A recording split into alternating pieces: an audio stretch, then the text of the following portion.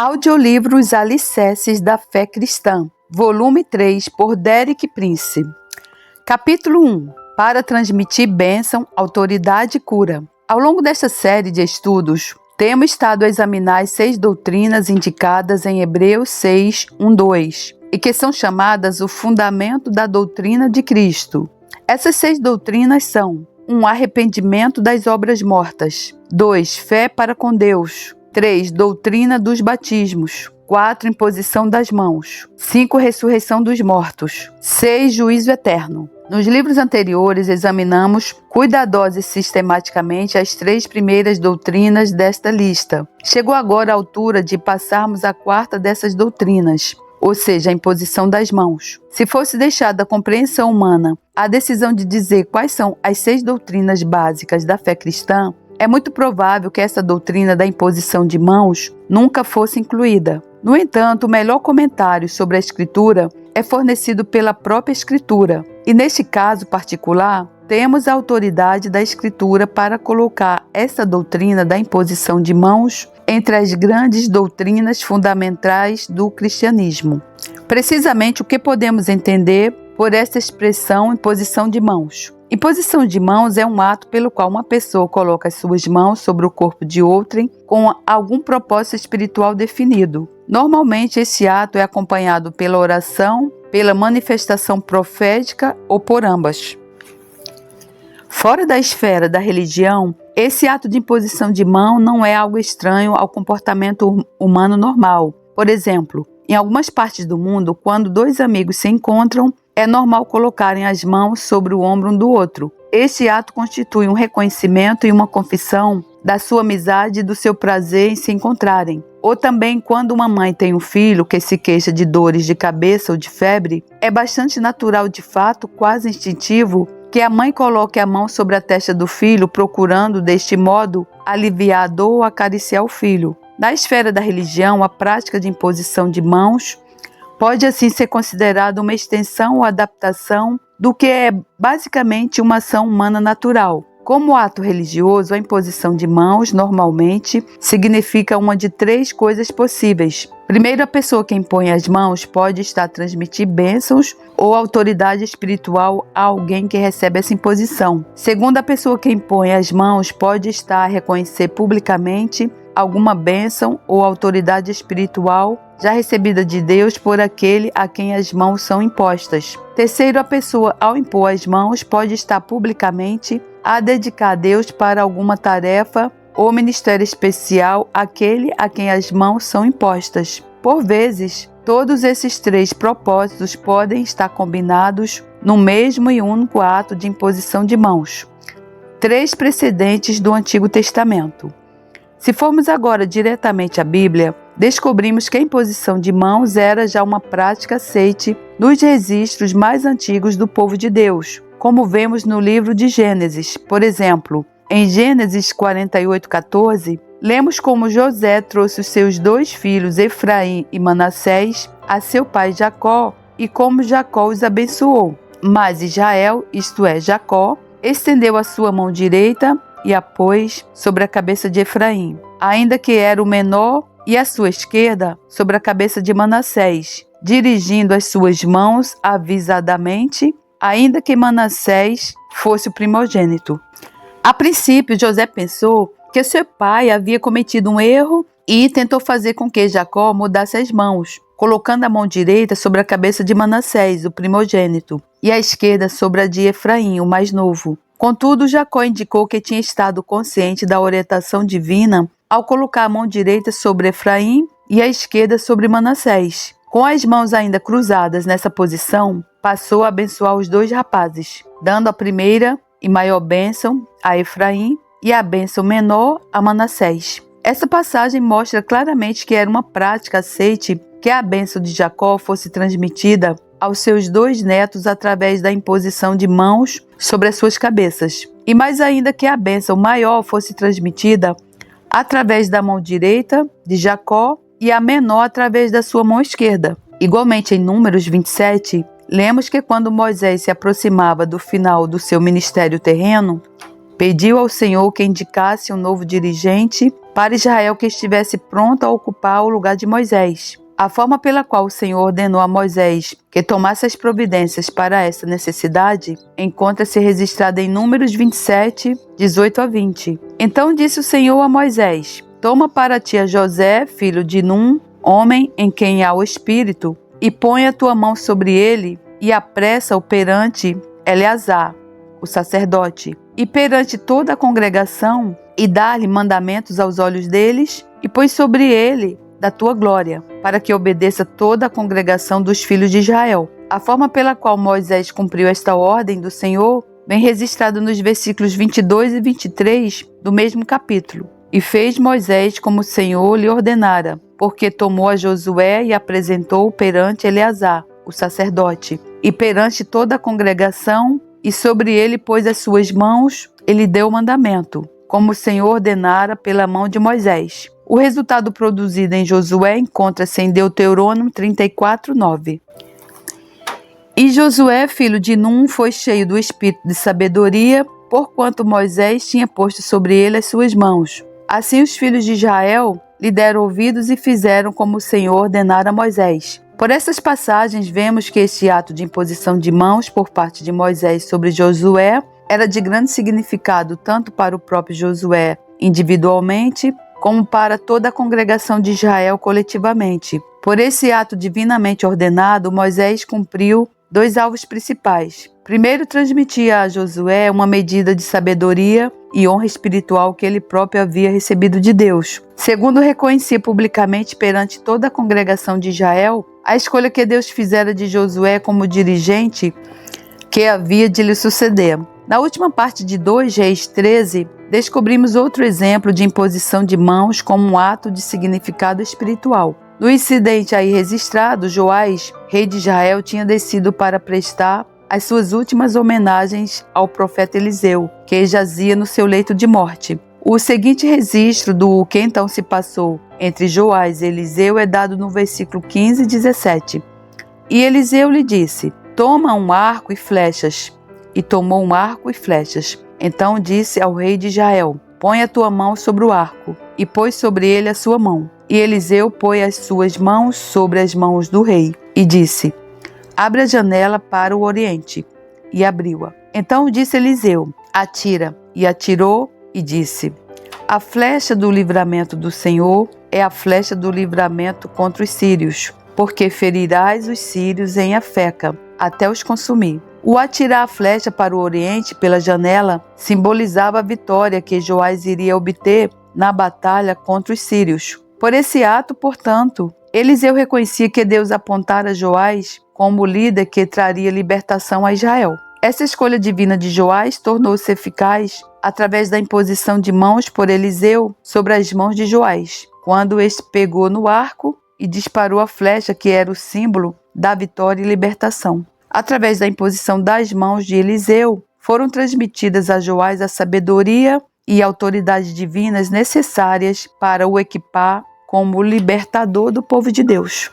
Esse incidente é, portanto, intimamente paralelo àquele em que Moisés impôs as suas mãos em Josué. Em cada caso, esse ato de imposição de mãos reconheceu um líder que Deus escolhera para um propósito especial. E em cada caso, esse ato também transmitiu a esse líder a sabedoria e a autoridade divinas necessárias à realização dessa tarefa ordenada por Deus. É também interessante notar que em ambos os casos, Josué e Joás foram designados fundamentalmente como comandantes militares. Duas ordenanças no Novo Testamento para a cura. Centremos-nos agora no Novo Testamento e vejamos que papel desempenha aqui essa ordenança da imposição de mãos. Verificaremos que há 5 propósitos distintos para a utilização da imposição das mãos, segundo os preceitos e os exemplos do Novo Testamento. O primeiro desses propósitos está diretamente associado ao ministério da cura física.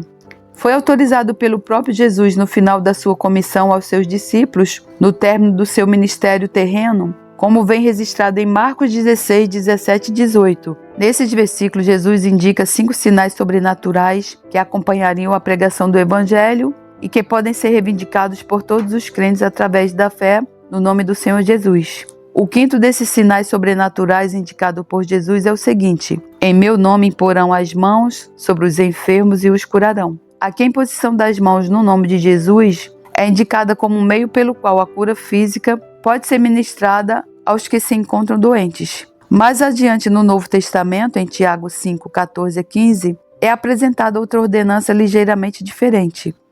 Está alguém entre vós doente? Chama os presbíteros da igreja e orem sobre ele ungindo-os com azeite em nome do Senhor.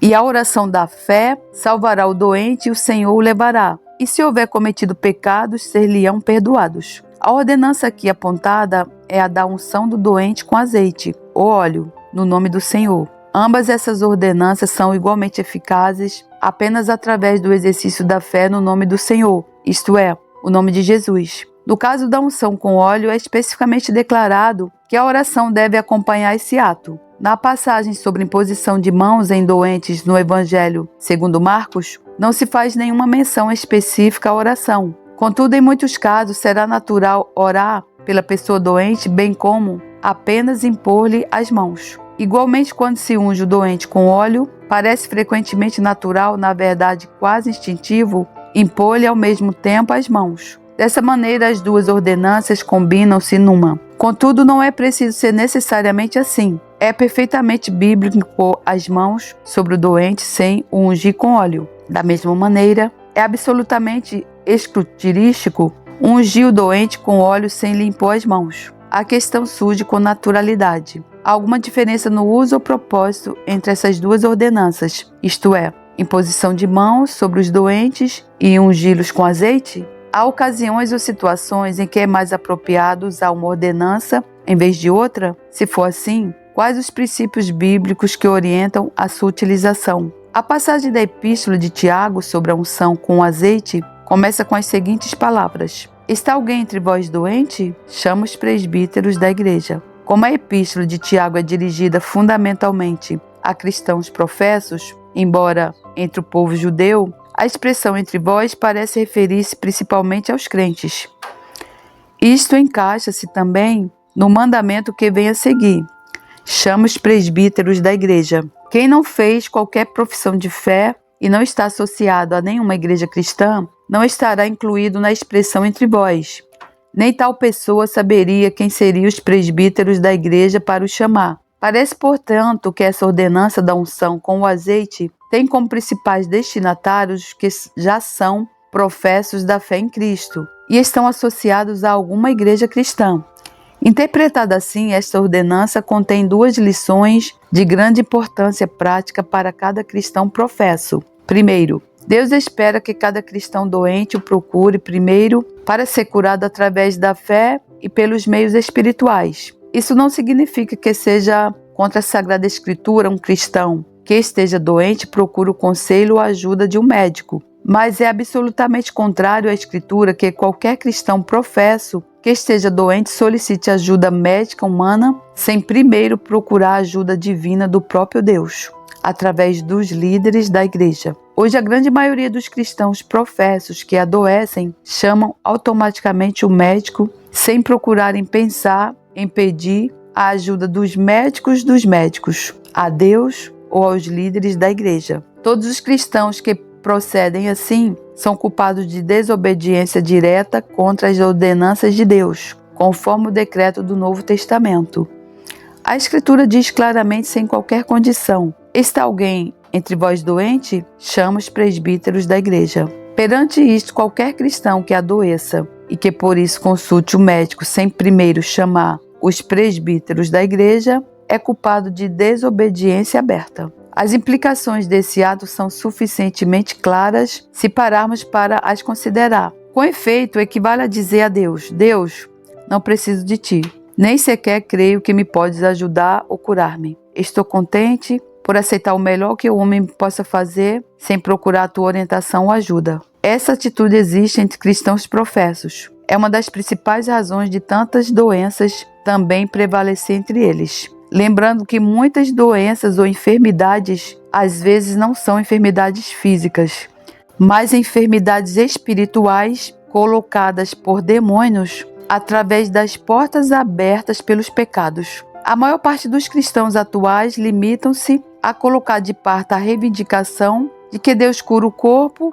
e fecharam as portas dos seus lares e das suas igrejas ao Cristo sarador, porque Ele não somente salva, mas cura e liberta. E assim foi comigo. Jesus me salvou, me curou e me libertou. Logo, as minhas enfermidades nenhuma eram físicas, mas sim espirituais. A segunda importante lição contida nessa passagem da Epístola de Tiago é que Deus espera que os cristãos se associem a uma igreja e que os líderes dessa igreja estejam prontos a ministrar em fé, segundo a Escritura, as necessidades físicas dos membros da sua igreja. A frase chama os presbíteros da igreja e orem sobre ele, ungindo com azeite em nome do Senhor, contém essas duas implicações. Primeiro, que cada cristão deve estar associado de tal maneira a uma igreja que os seus líderes o reconheçam a ele, por ele sejam conhecidos. E segundo, que esses líderes estejam prontos a ministrar cura física aos seus membros em fé, segundo a ordenança preparada por Deus para a igreja. Em ligação a essa ordenança de unção do doente com azeite, há dois outros pontos que necessitam de ser esclarecidos. Primeiro que tudo, não há nenhuma sugestão de que o óleo deve ser usado por causa de alguma propriedade saradora natural que possua. Aqui, como também em muitas outras passagens da Escritura, o azeite é apenas um tipo ou figura do Espírito Santo. Assim, colocar o azeite sobre o doente representa a reivindicação de fé em favor de tal pessoa de que o Espírito de Deus ministrará vida e cura divinas ao corpo doente. Essa reivindicação baseia-se na clara promessa de Deus em Romanos 8:11. E se o Espírito daquele que dos mortos ressuscitou Jesus habita em vós, aquele que dos mortos ressuscitou Cristo também vivificará os vossos corpos mortais pelo seu Espírito que em vós habita. Aqui a frase também, vivificará os vossos corpos mortais, significa transmitir vida e poder divinos ao corpo físico e mortal do crente, em quem o Espírito de Deus habita. O grande agente da divindade que transmite esta vida divina é a terceira pessoa da divindade, o Espírito Santo. Este transmitir de vida ao corpo do crente pelo Espírito Santo é tipificado pela colocação do azeite sobre o corpo. Contudo, não é o azeite em si mesmo, mas o Espírito Santo tipificado pelo azeite, que realiza a verdadeira obra de cura.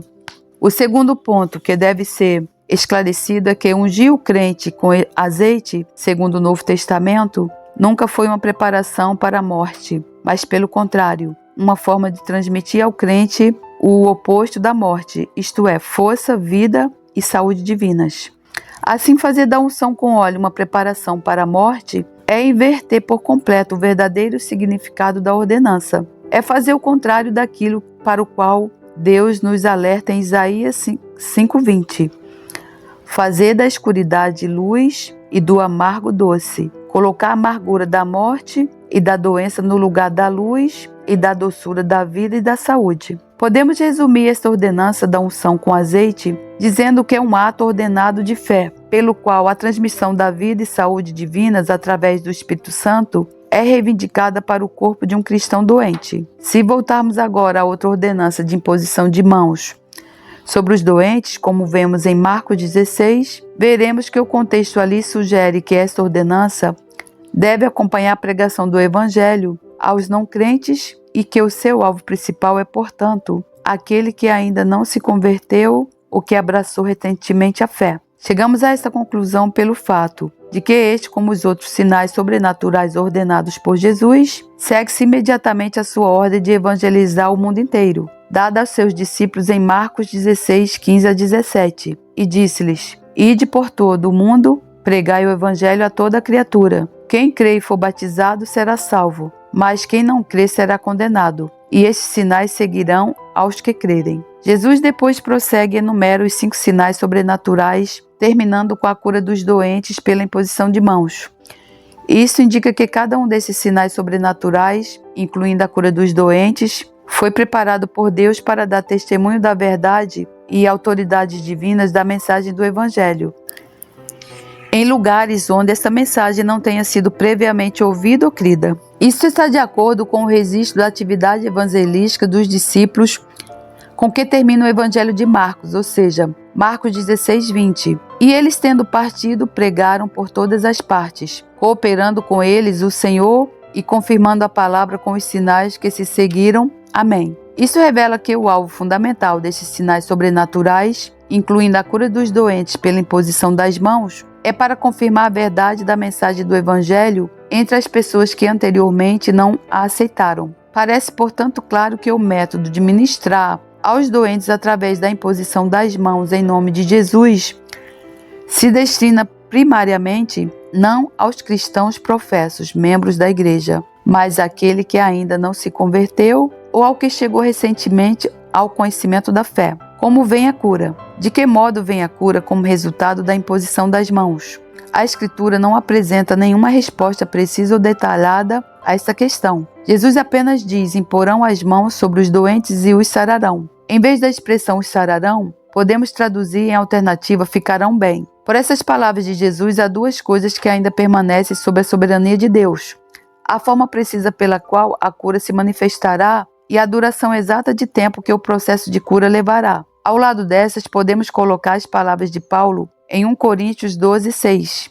Há diversidade de operações, mas é o mesmo Deus que opera tudo em todos. Nessa questão de imposição de mãos sobre os doentes, há aquilo a que Paulo chama de diversidade de operações, ou seja, o processo de cura não ocorre sempre da mesma maneira de cada vez. Num caso, a imposição de mãos pode ser um canal através do qual o dom sobrenatural de cura opera. Em tal caso, a pessoa que impõe as mãos transmite por esse ato a virtude ou poder sobrenatural de cura vinda de Deus ao corpo da pessoa em quem as mãos são impostas. E muito frequentemente esta última realmente sente no seu corpo o poder sobrenatural de Deus. Noutras ocasiões, porém, não há qualquer sensação de poder, mas a imposição de mãos é simplesmente um ato de fé pura e de obediência à palavra de Deus. Contudo, se a fé é genuína, o resultado de cura seguir-se-á, mesmo que não haja nenhuma experiência dramática sobrenatural. Uma vez mais, Cristo não especifica a duração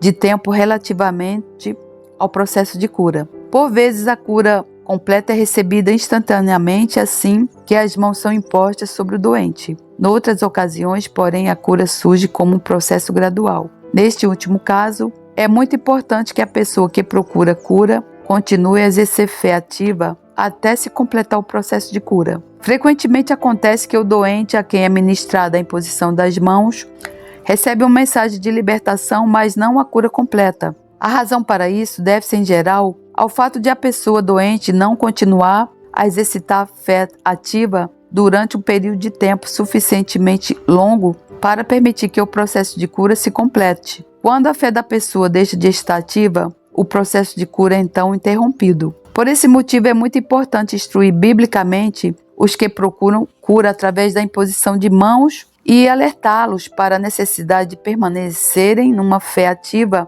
até se completar o processo de cura. A experiência convenceu-me de que em cada caso em que se exerceu fé genuína pela imposição de mãos em nome de Jesus, o processo de cura prometido por Cristo começa a operar. Contudo, se o doente perde então a fé, a cura pode desaparecer por completo ou, na melhor das hipóteses, nunca se consumar plenamente. Por isso que a palavra de Deus diz que sem fé é difícil agradar a Deus. Há duas formas principais pelas quais um doente pode exercitar a fé ativa após imposição de mãos para a cura. A primeira é agradecer continuamente a Deus pela medida de cura já recebida. A outra é manter um testemunho consistente de fé na verdade da palavra de Deus, mesmo face a sintomas negativos. Neste ponto, há um delicado equilíbrio entre a fé e realidade. Se uma pessoa continua a experimentar óbvios sintomas de doença, mesmo após a imposição de mãos, não é uma atitude realista pretender que os sintomas já não existem ou reivindicar a ocorrência da cura completa. É melhor reconhecer os sintomas, mas concentrar-se na palavra de Deus. Tal pessoa pode dizer: reconheço que ainda tenho sintomas de doença, mas creio que a cura de Deus já se libertou no interior do meu corpo, através da obediência à sua palavra, e confio que Ele vai completar o que Ele começou a fazer. É também perfeitamente razoável que tal pessoa peça oração contínua. Há milhares de pessoas vivas e de saúde atualmente que receberam cura através destes meios bíblicos. Graças a Deus, louvado seja o nome do Senhor. Capítulo 2. Para transmitir o Espírito Santo e os dons espirituais. Um outro grande objetivo da imposição das mãos, tal como é praticada no Novo Testamento, consiste em ajudar os que procuram o batismo no Espírito Santo. Para se ter uma ideia adequada do papel que a imposição de mãos desempenha nesse alvo, é necessário considerar sucintamente todos os casos em que o livro de Atos fornece um relato de modo como as pessoas receberam o batismo no Espírito Santo. Há no conjunto 5 desses casos. O primeiro caso é o dos primeiros discípulos no cenáculo alto em Jerusalém no dia de Pentecostes, relatado em Atos 2, 1-4. O segundo é o dos novos convertidos em Samaria, narrado em Atos 8, 14 e 20. O terceiro caso é o de Saulo de Tarso, mais tarde apóstolo Paulo, na cidade de Damasco, contado em Atos 9, 17. O quarto é o de Cornélio e a sua casa, registrado em Atos 10, 44, 46. O quinto caso é o dos discípulos de Éfeso, a quem Paulo pregou e ministrou, relembrado em Atos 19, 1-6. Quem desejar estudar melhor essas 5 passagens de Atos, descobrirá que em 3 casos os que procuravam o batismo no Espírito Santo foram ajudados por outros crentes através da imposição de mãos. Ministrando o Espírito Santo. Em Samaria, os apóstolos Pedro e João impuseram as mãos nos novos convertidos e oraram por eles. E o relato declara em Atos 8, 18 que pela imposição das mãos dos apóstolos era dado o Espírito Santo. Em Damasco, o discípulo Ananias impôs as mãos em Saulo de Tarso para que ele recuperasse a vista e também fosse cheio do Espírito Santo. Nesse caso, tanto a cura física como o batismo no Espírito Santo foram ministrados a Saulo por Ananias através da ordenança da imposição de mãos. Em Éfeso, os discípulos a quem Paulo ministrou receberam o Espírito Santo apenas depois de Paulo lhes ter imposto as mãos.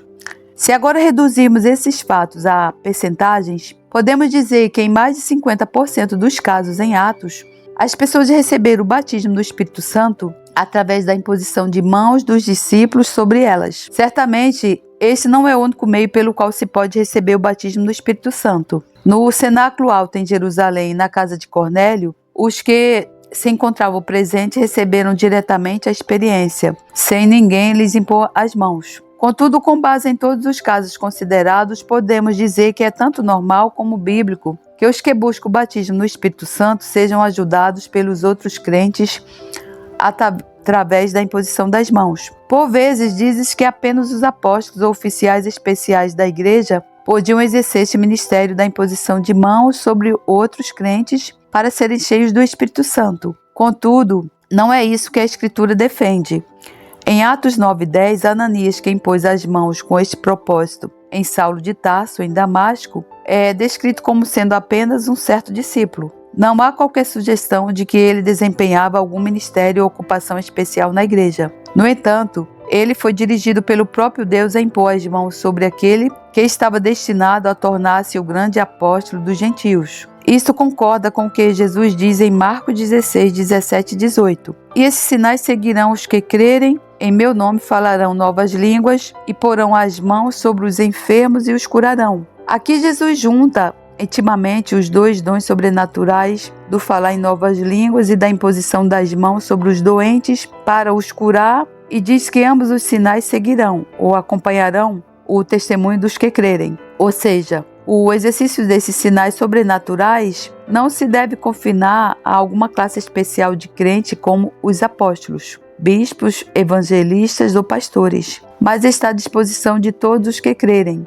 isto é, de todos os crentes, tal como a Escritura deixa a todos os crentes a possibilidade de ministrar a imposição das mãos sobre os doentes para a cura. Também a Escritura deixa a todos os crentes o ministério da imposição de mãos sobre outros crentes para poderem receber o Espírito Santo. Contudo, as Escrituras também nos alertam para o fato de esta ordenação da imposição de mãos sobre crentes não dever ser praticada de ânimo leve ou descuidadamente. Paulo diz a Timóteo em 1 Timóteo 5:22: a ninguém imponhas precipitadamente as mãos, nem participes dos pecados alheios. Conserva-te a ti mesmo puro. Aqui vemos que Paulo reúne neste único versículo 3 alertas distintos a Timóteo. Primeiro, não imponhas precipitadamente as mãos a ninguém. Segundo, não participes dos pecados alheios. Terceiro, conserva-te a ti mesmo puro. Não é por acaso que estes dois últimos alertas venham logo a seguir ao primeiro de não impor precipitadamente as mãos a ninguém. É que se este ato de imposição de mãos sobre outro crente, particularmente para o batismo no Espírito Santo, deve ser mais do que uma mera cerimônia religiosa, se deve produzir um verdadeiro efeito espiritual. Então, tem de haver necessariamente um contato espiritual direto entre os dois crentes, isto é, o que impõe as mãos e aquele sobre quem elas são impostas.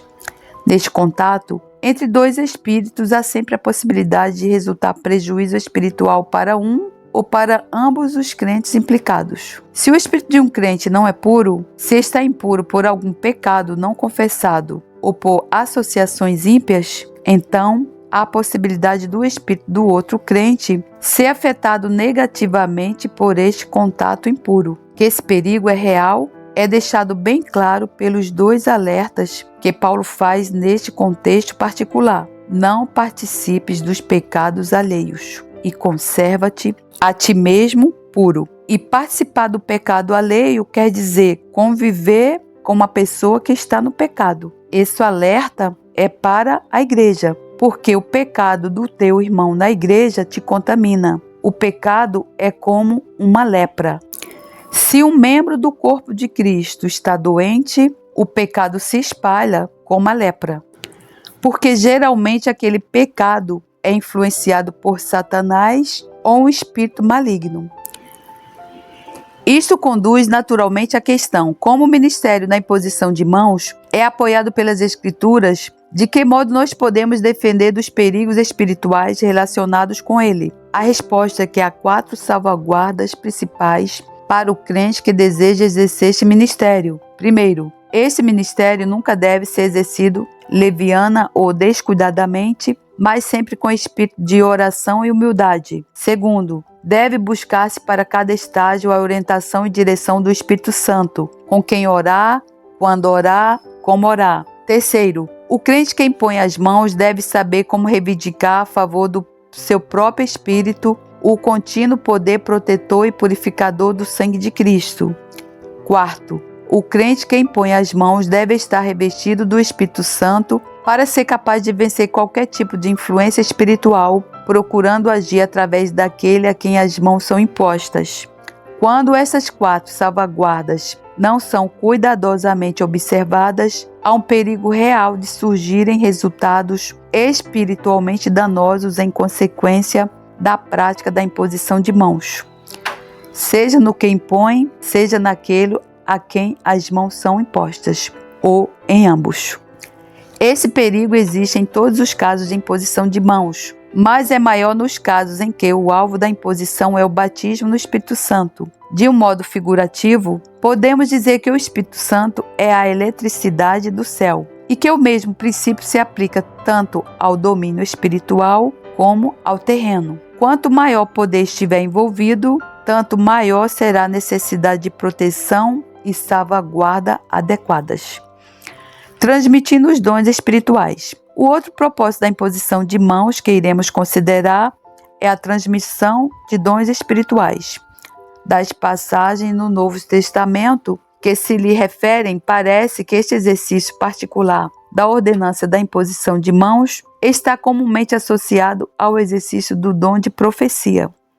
Primeiro que tudo, é necessário estabelecer que o crente tem autoridade espiritual para transmitir dons espirituais a outros. A clara autorização para tal encontra-se nas palavras de Paulo aos cristãos de Roma, como está registrado em Romanos 1, 11 a 12. Porque desejo ver-vos para vos comunicar algum dom espiritual, a fim de que sejais confortados, isto é, para que juntamente convosco eu seja consolado pela mesma fé mútua, assim vossa como minha. Aqui Paulo diz que uma razão por que deseja visitar os cristãos de Roma é poder comunicar-lhes algum dom espiritual. Explica também o efeito que pretende produzir com isso nos cristãos ali, pois acrescenta, a fim de que sejais confortados. Por outras palavras, a comunicação de dons espirituais aos cristãos é uma maneira bíblica de os estabelecer ou fortalecer na sua fé e experiência espiritual. No versículo seguinte, Paulo continua a explicar mais detalhadamente os resultados da manifestação dos novos dons espirituais entre os cristãos de Roma, pois diz: para que juntamente convosco eu seja consolado pela fé mútua, assim vossa como minha. A livre operação dos dons espirituais dentro de uma congregação capacita os diversos membros a confortarem, a encorajarem, a fortalecerem-se uns aos outros. Desta maneira, não apenas Paulo, como pregador, poderia ministrar à congregação cristã em Roma, mas através da operação dos dons espirituais, os membros da congregação poderiam também, por seu lado, ministrar a Paulo. O resultado seria assim um ministério mútuo dos diversos membros uns aos outros. A operação e o efeito dos dons espirituais dentro de uma congregação são descritos por Paulo em termos relativamente similares em 1 Coríntios 1, 4-8. Sempre dou graças ao meu Deus por vós, pela graça de Deus que vos foi dada em Jesus Cristo, porque em tudo fostes enriquecidos nele, em tudo a palavra e em todo o conhecimento, como foi mesmo o testemunho de Cristo confirmado entre vós, de maneira que nenhum dom vos falta, esperando a manifestação de nosso Senhor Jesus Cristo, o qual vos confirmará também até o fim, para serdes irrepreensíveis no dia do nosso Senhor Jesus Cristo. Aqui Paulo agradece a Deus pelos cristãos de Corinto, porque eles estão enriquecidos por Deus em todos os dons espirituais. Em particular, Paulo especifica os dons de manifestação e de conhecimento. Paulo também menciona 2 resultados da operação dos dons espirituais na igreja coríntia. Primeiro, o testemunho de Cristo é confirmado neles.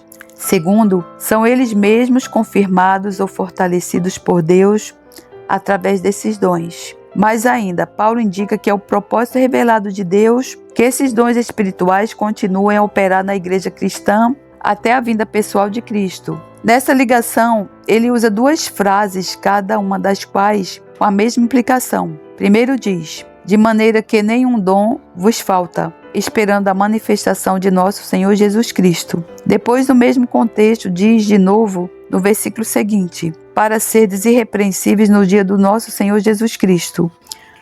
Ambas as frases usadas aqui por Paulo indicam claramente que a Igreja de Cristo no final desta era só será considerada por Deus completa ou sem mácula se estiver plenamente equipada com todos os dons espirituais sobrenaturais. Em muitos setores da Igreja cristã atual, há uma terrível tendência para tratar esses dons espirituais sobrenaturais como um acessório extra de um carro.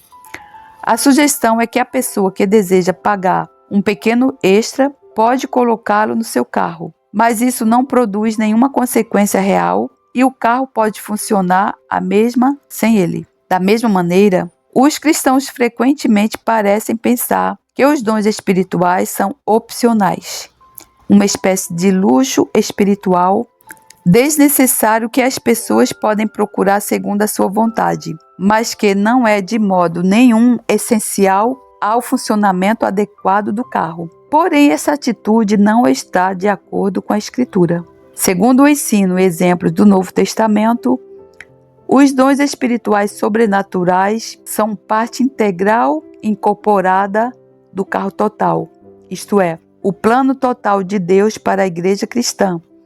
E sem esses dons em operação, o carro, isto é, a igreja, nunca poderá funcionar no nível de poder e eficácia pretendido por Deus. Exemplo de Timóteo. Tendo assim estabelecido a importância dos dons espirituais na igreja atual, consideremos agora o que Paulo ensina sobre a forma como eles devem ser comunicados. A pessoa a quem Paulo se refere nessa ligação é o seu cooperador Timóteo. Em 1 Timóteo 4,14, Paulo escreve: não desprezes o dom que há em ti, o qual te foi dado por profecia, com a imposição das mãos dos presbítérios. De novo, em 2 Timóteo 1,6, Paulo refere-se ao mesmo incidente na experiência espiritual de Timóteo, por cujo motivo te lembro que despertes o dom de Deus que existe em ti, pela imposição das minhas mãos. Para completar este quadro que a Escritura nos apresenta deste incidente particular da vida de Timóteo, devemos também ter em conta as palavras de Paulo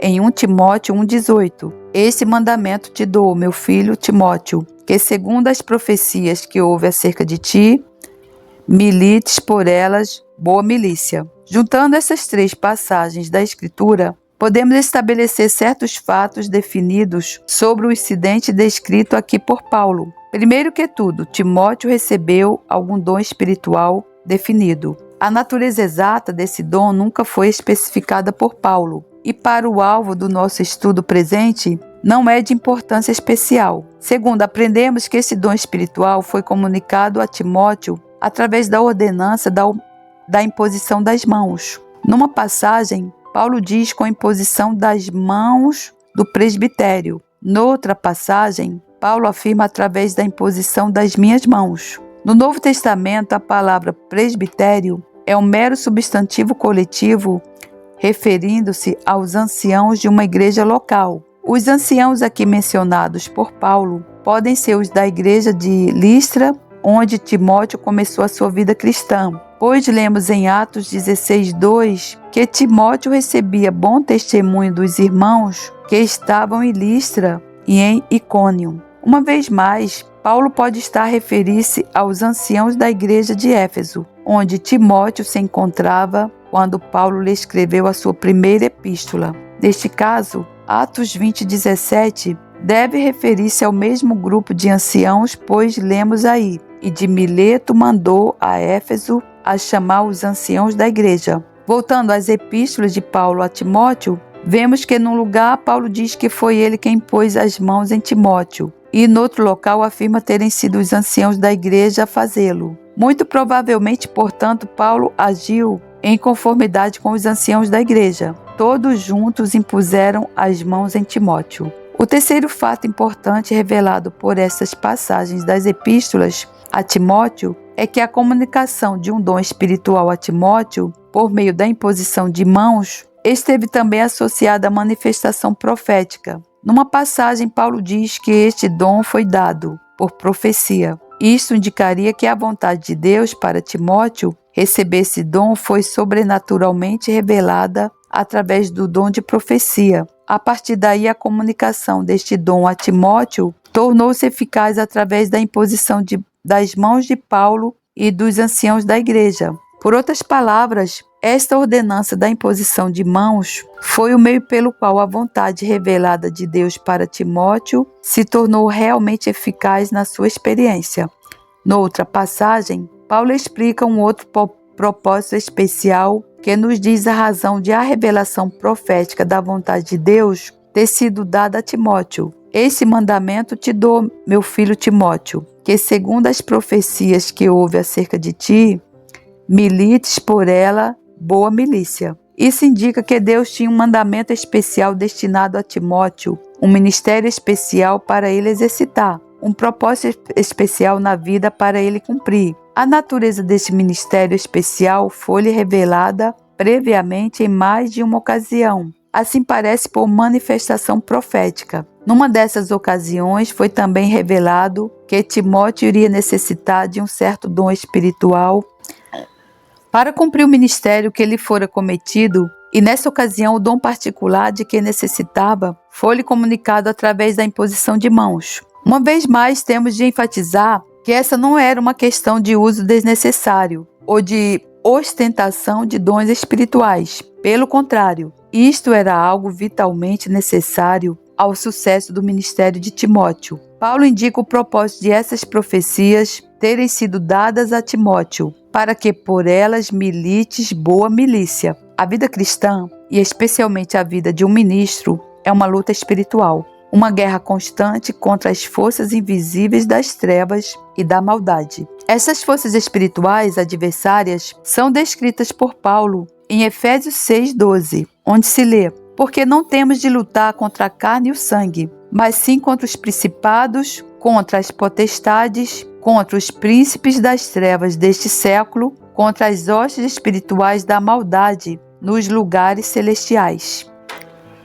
As duas armas principais usadas por essas forças invisíveis das trevas são a dúvida e o medo. Indubitavelmente, muitas vezes no seu ministério, Timóteo passou por períodos de grande dificuldade e oposição e de aparente fracasso e frustração. Em tais períodos, ele podia facilmente ser tentado a duvidar da realidade da sua chamada divina. Por tal razão, Paulo recorda-lhe as profecias que lhe delinearam antecipadamente o plano de Deus para a sua vida e incita-o a ganhar coragem e a fortalecer-se para poder levar a bom termo a tarefa de que Deus o incumbiu. Em particular, Paulo alerta Timóteo contra o medo. É que logo após tê-lo incitado a despertar o dom que lhe foi dado por imposição de mãos, Paulo prossegue e diz em 2 Timóteo 1,7: porque Deus não nos deu o espírito de temor,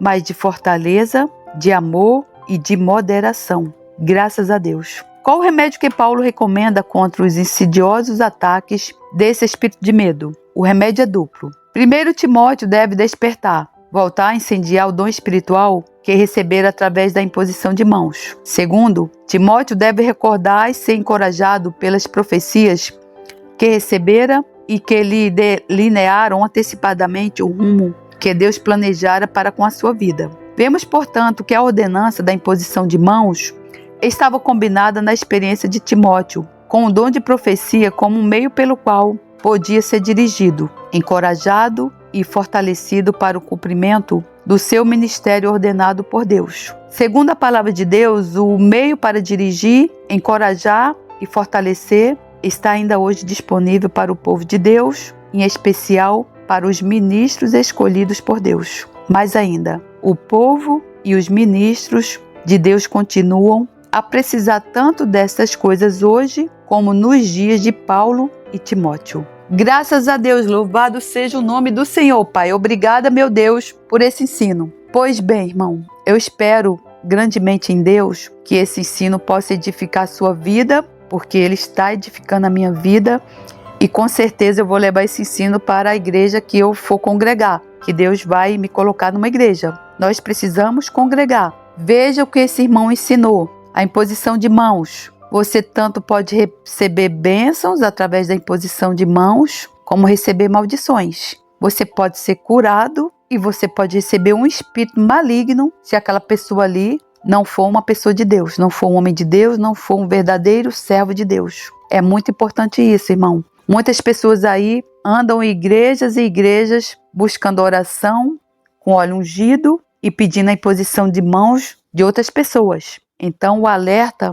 é da própria palavra de Deus, irmão. Por isso nós só podemos e devemos fazer aquilo que está escrito na palavra de Deus. Por isso nós não podemos tirar nem acrescentar nada na palavra de Deus, nem um tio, nem uma vírgula. Por isso nós não podemos deturpar a palavra de Deus. Por isso nós precisamos ter amor à palavra de Deus. Guardei a tua palavra no meu coração para não pecar contra ti. Foi o que Davi falou. Por isso milhares e milhares e milhares de santos morreram de uma maneira sanguinária, terrível, por causa do amor à palavra de Deus. Assim, irmãos, nós também devemos ser. Nós precisamos andar com a Bíblia dentro da nossa bolsa, nas nossas mãos. Quando você escutar a pregação de um pastor, nós precisamos de estar com as nossas Bíblias abertas. Ele estiver fazendo uma interpretação bíblica.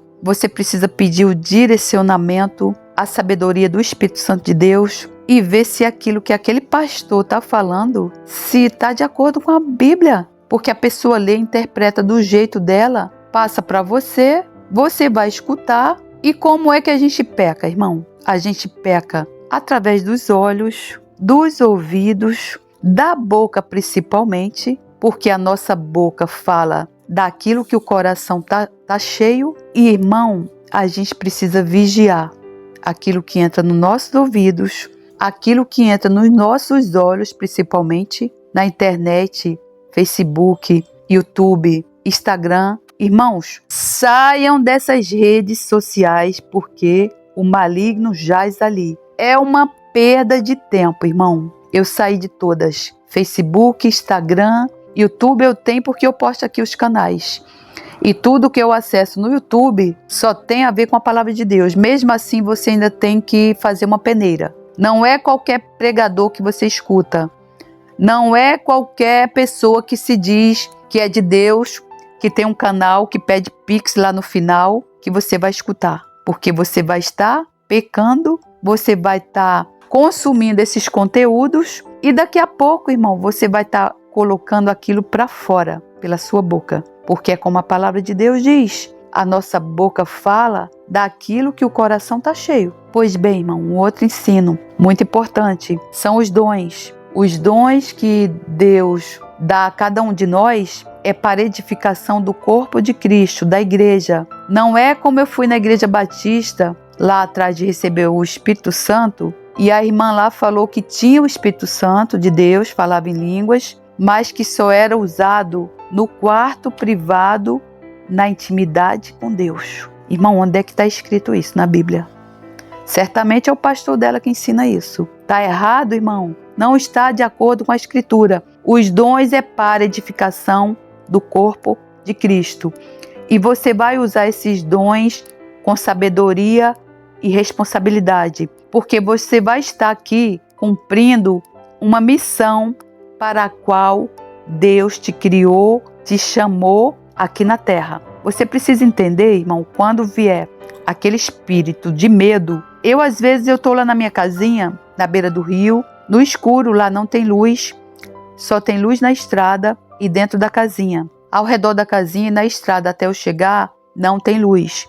Eu não quero botar luz, porque é assim que eu contemplo as digitais do nosso Senhor, admirando as estrelas, o céu estrelado, a lua, e cada vez que eu vou lá que a lua está cheia e está aquela claridade, eu vejo Deus ali em pessoa. Então, certas vezes me bate um pouco de medo de eu ficar lá sozinha, bate aquele medo. E aí eu lembro de um ensino muito poderoso desse homem mesmo. Ele diz que nós temos uma missão. Enquanto nós não cumprirmos essa missão para a qual Deus nos criou aqui na terra, irmão, nós não vamos morrer. Deus não nos leva. Irmão, você pode, irmão, estar assim, no meio de um tiroteio. Você pode estar, irmão, numa guerra. Como o versículo da palavra de Deus diz, 1000 cairão do teu lado, 10.000 à tua direita, e nenhum mal te sucederá. Enquanto você não cumprir a missão para a qual Deus te criou, Deus mandou o teu espírito para o ventre da tua mãe, Deus te criou para isso. Cada espírito por Deus criado, colocado no ventre de uma mulher, é para cumprir uma missão na terra dada por Deus. Quando cumprirmos essa missão, Deus nos chama, Deus nos leva, se estivermos com Ele, né? Porque se não estivermos com Ele, com Jesus, se não tivermos aceitado o nosso Senhor e Salvador da nossa vida, o nosso Senhor Jesus Cristo, não é Deus que nos chama, é o maligno que vem nos buscar. Então, irmão, que Deus nos livre do maligno vir nos buscar. Que Deus nos leve quando nós acabarmos a nossa tarefa para a qual Ele nos designou aqui na terra. Que nós acabemos a missão para a qual Deus nos criou. Pois bem, quando eu estou lá nesse escuro, que me bate esse espírito de medo, eu lembro desse versículo da Bíblia,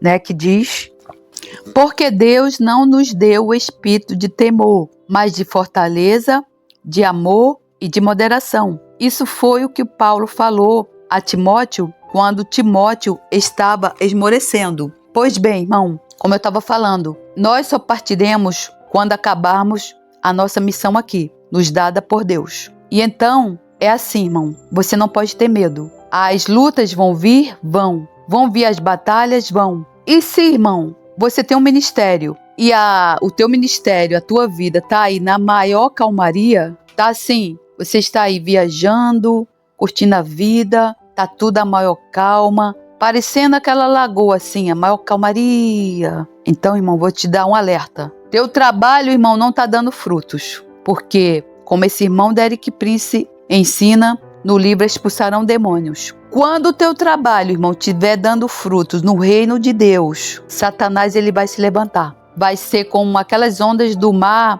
quando arrebatam assim, e sai quebrando geral. Satanás ele vai se levantar, irmão. ele vai se levantar, tu vai enfrentar uma luta atrás da outra. Só que essas lutas, Deus permite, que é para quê, irmão? Para você se fortalecer, para você ficar ainda mais forte na fé e trabalhar ainda mais, sabendo que o seu trabalho não é em vão. Assim diz a palavra. E que você possa, irmão, ser como Paulo. A Bíblia diz que aonde os discípulos chegavam, causavam barulho e confusão. Confusão no bom sentido, né? Porque o reino de Satanás que estava ali se levantava e era uma confusão atrás da outra. Veja bem, irmão, você precisa ter em mente que a luta não é contra carne e sangue, é contra dois reinos. O reino satânico e o reino do nosso Senhor Jesus Cristo, vencedor, já vencedor, porque ele já destronou Satanás e seus demônios na cruz.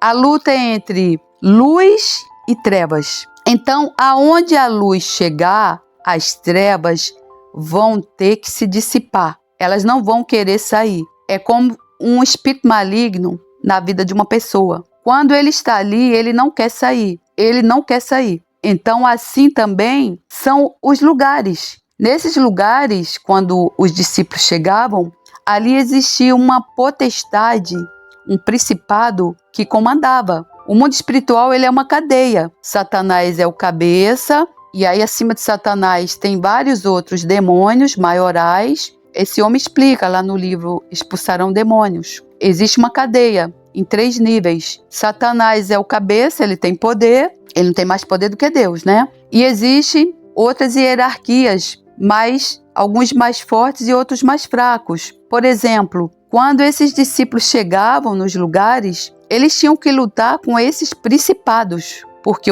aqueles principados ali, eles não querem perder o domínio daquela área. O domínio as atitudes das pessoas daquele lugar, os pecados que as pessoas praticam naquele lugar, as iniquidades que as pessoas vivem ali, praticando naquele lugar, elas são influenciadas por esses espíritos malignos. E, por exemplo, lá no meu lugar onde eu tenho uma casinha, lá na beira do rio, Magé todo mundo sabe que é Baixada. Magé todo mundo conhece que lá há um alto nível de homicídios. As pessoas lá estão nos presídios porque mataram outras. Lá existe um grupo de matadores. Então veja bem, quem domina aquela área ali? Por que essas pessoas praticam tanto homicídios? Por causa daqueles principados que estão ali. E os principados, por exemplo, também do vício. Os principados que influenciam as pessoas ali a estarem no vício, na fornicação, no adultério. Irmão, todo tipo de iniquidade contra Deus que as pessoas praticam em um certo lugar, você pode observar numa cidade, num lugar. Isso aí, o irmão Derek Prince, ele viu isso nitidamente, Deus mostrou para ele na África. Os africanos, eles conhecem desde muito cedo que ali naquela área onde eles habitam, há um principado que comanda o lugar. Então, quando Paulo e os discípulos chegavam naqueles lugares, ia ter confusão. Claro, eles eram a luz, eles vieram para expulsar as trevas. Então, irmão, se nós que somos a luz, a Bíblia diz que nós somos o sal da terra e a luz do mundo, não chegarmos no lugar investidos com o poder dos dons espirituais que Deus nos deu, veja a situação de Timóteo. Certamente ele devia estar esmorecendo e com medo. Paulo escreveu para ele como uma forma de lembrá-lo que ele tinha um dom dado por Deus e que ele deveria usar aquele dom para expulsar as trevas, para vencer o mal. Então assim nós também devemos fazer enquanto igreja do Senhor. Ele nos colocou aqui, nos chamou, nos redimiu da mão do maligno para sermos a luz e expulsarmos as trevas. Então uma coisa eu te digo que eu aprendi com esse irmão, o Derek Prince. Ele diz assim: se a tua vida tiver uma calmaria, se você não estiver tendo luta nenhuma, se você estiver como um barco à deriva, sua obra não está dando frutos no reino de Deus. Você não está incomodando Satanás. Se você não está incomodando Satanás, Então, se você não está incomodando a Satanás, irmão, você precisa se levantar. Tem alguma coisa errada com o seu ministério. Você não está operando debaixo da unção do Espírito Santo de Deus. Você não está operando de acordo com o que diz a Bíblia, usando os dons espirituais. Você não está operando como Jesus Cristo e seus discípulos operavam, porque ele disse que no nome dele nós faríamos coisas ainda maiores. Então, irmão, te dou um conselho. Levanta-se, irmão. Levanta-se, irmão. Se reveste das armas poderosas que Deus nos deu. Essas armas poderosas são: primeiro, se arrepender aí, irmão, das obras mortas, do teu pecado de obras mortas. Eu já me arrependi. Segundo, se vestir com a espada do Espírito Santo de Deus, com a couraça da justiça, com o escudo da fé. Orar, irmão, orar mais horas. Esses grandes homens de Deus, eles oravam 3, 4 horas por dia. Jejuar, irmão, é outra arma poderosa para que Deus possa nos usar. Calçar o evangelho da paz. Mas para tudo isso, e o mais importante, é você operar, se submeter ao Espírito Santo de Deus. É transbordar no Espírito Santo de Deus, se deixar levar pelo Espírito Santo de Deus, se deixar dominar, se deixar orientar pelo Espírito Santo de Deus. Irmão, nós precisamos ter total, 100% a dependência do Espírito Santo de Deus, para que o nosso trabalho, a nossa missão aqui na terra seja efetiva, cumpra aquilo para o qual Deus nos criou, Deus determinou que façamos. Nós precisamos nos submeter ao crivo do Senhor, do Espírito Santo de Deus. Sem Ele, irmão, nós só vamos fazer obras mortas na força do nosso próprio braço. E tem mais. Deus, no dia da prestação de contas, Deus vai pedir a prestação de contas dessas obras mortas. Então, irmão, que possamos seguir o exemplo de Jesus e dos seus discípulos, porque aonde eles chegavam, eles causavam alvoroço e confusão. Que assim possamos ser a imagem e semelhança deles e que possamos sentar aos pés de Jesus e aprender com ele e a sua palavra, com a humildade de espírito, sabendo que nada somos, nada temos e nada podemos a não ser através do Espírito Santo de Deus. E que esse ensino possa realmente fazer a diferença nas nossas vidas, para que o reino do Senhor avance e a glória seja dada somente a Ele, porque dele, para Ele e por Ele são todas as coisas. Amém. Graças a Deus.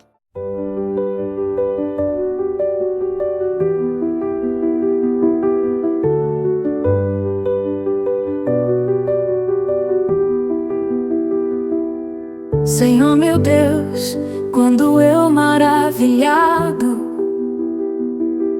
contemplo a tua imensa criação, a terra, o mar e o céu todo estrelado, me vem falar da tua perfeição. Então minha alma canta a ti, Senhor, grandioso és tu, grandioso és tu. Então minha alma canta a ti, Senhor, grandioso és tu, grandioso és tu.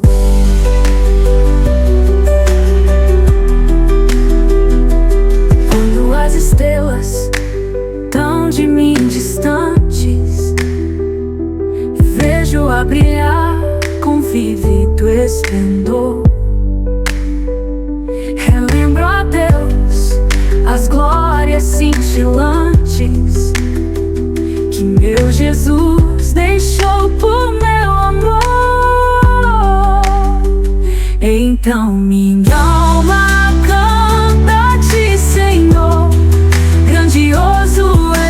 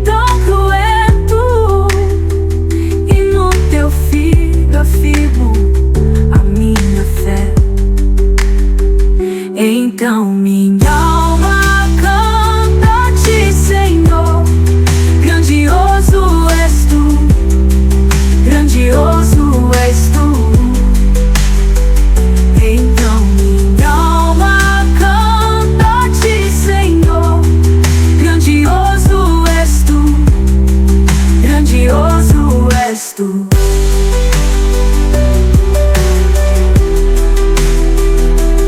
E quando penso que tu não poupaste teu filho amado por amor de mim, meu coração que nele tu ganhaste transborda, ó Pai,